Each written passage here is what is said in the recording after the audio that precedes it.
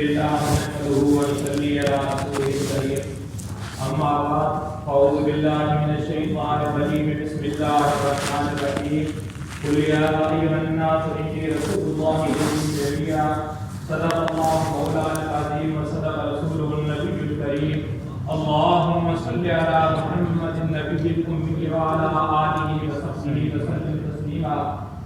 سب سے پہلے مشیت کے انوار سے نقش روئے محمد بنایا گیا، پھر اسی نقش سے مانگ کر روشنی بزم کون و مقام کو سجایا گیا. کتاب فطرت کے سر ورد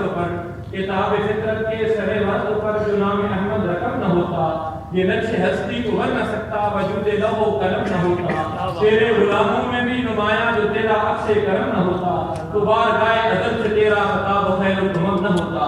معزز سامعین کرام، میں آپ کے سامنے جس موضوع سخن پہ لفظ کشائی کرنے کی جسارت کر رہا ہوں وہ میرا موضوع ہے داعی اعظم کی عالمگیر نبوت. محترم سامعین کرام، اللہ جل شانہ نے آپ کو ایسا داعی اعظم بنا کر بھیجا اور ایسی عالمگیر نبوت سے سرفراز فرمایا کہ تاریخ ایسی مثال پیش کرنے سے قاصر ہے. کسی شاعر نے کیا خوب کہا، جہاں کے سارے کمالات تجھ میں تیرے کسی میں نہیں مگر دو چار. سرکار دو جہاں آپ علیہ الصلوۃ والسلام کو فرماتے ہیں وقال النبی صلی اللہ علیہ وسلم فضلت علی الانبیاء بست، ان میں سے ایک چیز ہے فرمایا کہ فضلت علی الخلق کافہ، کہ مجھے ساری انسانیت کی طرف رسول بنا کر بھیجا گیا ہے. بلکہ اللہ جل شانہ قرآن کے اندر فرماتے ہیں قل یا ایھا الناس انی رسول اللہ الیکم جمیعا، کہ اے میرا محبوب آپ ان لوگوں کو بتا دیجئے، اعلان فرما دیجئے کہ اے لوگوں مجھے تم سب کی طرف اللہ نے رسول بنا کر بھیجا ہے، چاہے وہ عرب کے رہنے والے ہوں، چاہے وہ عجم کے رہنے والے ہوں، چاہے وہ مشرق کے رہنے والے ہوں، چاہے مغرب کے رہنے والے ہوں. انسان تو انسان رہے، کائنات کی تمام چیزوں کے لیے مجھے رسول بنا کر بھیجا گیا ہے. محترم سامعین، جب آپ کی رحمت کا تذکرہ آیا اللہ نے فرمایا وما ارسلناک الا رحمۃ للعالمین، کہ میں نے اپنے محبوب کو محدود خطے محدود علاقے کے لیے نہیں بلکہ پوری کائنات کے لیے رحمت بنا کر بھیجا. جب آپ کے بشیر و نذیر ہونے کا تذکرہ آیا اللہ نے قرآن میں فرما دیا وما ارسلناک الا کافۃ للناس بشیرا ونذیرا.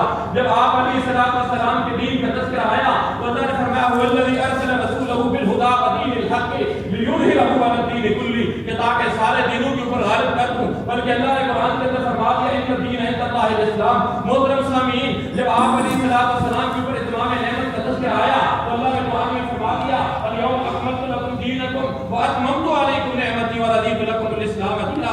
دنیا کی بات تو دنیا میں رہی، جب مقام محمود کا تذکرہ آیا تو اللہ نے فرمایا عسیٰ ان یبعثک ربک مقاما محمودا. جب امام الانبیاء کے متعلق بات چلی تو اللہ جل شانہ نے فرما دیا سبحان الذی اسری بعبدہ لیلا من المسجد الحرام الى المسجد الاقصی. یہ جب آپ علیہ الصلوۃ والسلام سفر معراج میں تشریف لے کر گئے، آپ علیہ الصلوۃ والسلام نے اپنا رفت سفر مسجد حرام سے مسجد اقصی تک باندھا. جب آپ مسجد اقصی کے اندر پہنچتے ہیں 1,24,000 انبیاء کرام کا مجمع آپ علیہ الصلوۃ والسلام کے والہانہ استقبال کے لیے وہاں پہ موجود ہے.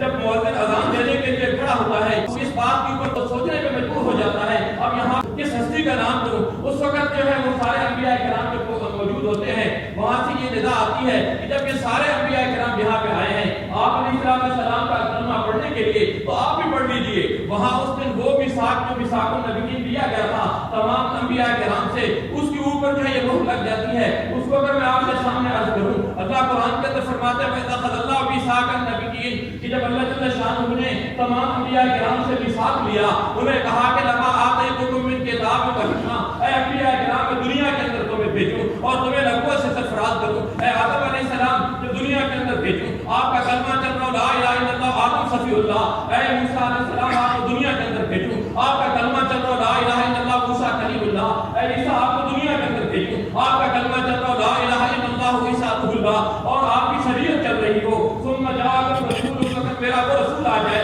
مصدق لما معکم، جو آپ کی اس ساری شریعت کی تصدیق کرنے والا ہو. پھر تم نے کیا کرنا ہے؟ اس وقت انبیاء کرام کی جماعت یہ کلمہ تمہارا نہیں چلے گا. اس وقت لتؤمنن بہ، لا الہ الا اللہ محمد رسول اللہ چلے گا. صرف کلمہ نہیں پڑھنا بلکہ ولتنصرن، اس شریعت کا پرچار بھی تم نے کرنا ہوگا. یہاں تک بات نہیں پھیلی. اللہ نے فرمایا اگر تم انبیاء کرام کی جماعت تم نے اقرار کیا، انہوں نے کہا یا الہ العالمین اقررنا، ہم نے اقرار کر لیا. تو محترم سامعین، بات بہت لمبی ہے، طویل ہے آپ کے عالم کی ضرورت کے متعلق، لیکن اس کو میں سمیٹتا ہوں اپنی اس بات کو کے اوپر کہ اللہ تعالی شان نے آپ پھر جب اس کے بعد آیا کہ جماعت کون کرائے گا، پھر بھی سوچا جانے لگا حضرت آدم علیہ السلام کرائیں گے، کون کرائیں گے؟ اس وقت کہا گیا کہ جو آپ علیہ السلام کی موجودگی کے اندر کون کرا سکتا ہے؟ امام الانبیاء تو آپ ہی ہیں۔ بات کو ختم کرتا ہوں، عالم ارواح کے اندر جب عہد لیا گیا اس وقت بھی آپ علیہ السلام کے متعلق، اور پھر جب بعد میں روز قیامت کے اندر ہوگا اس وقت بھی آپ نے فرمایا کہ نسل کے دخول آدم یوم القیامہ،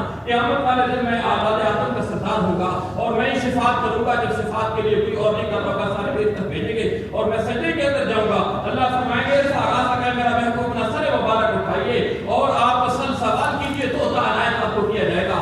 بات اگر اس وقت میں یہ شعر کہوں تو یہ بیجانہ ہوگا کہ ہر ابتدا سے پہلے ہر انتہا کے بعد ذات نبی بلند ہے، ذات خدا کے بعد۔ واخر دعوانا